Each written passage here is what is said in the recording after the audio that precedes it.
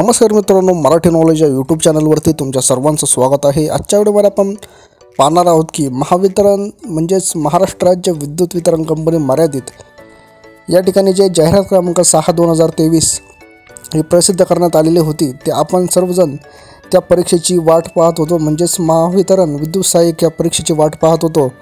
तर त्यासाठी एक नवीन अपडेट या ठिकाणी आलेला आहे।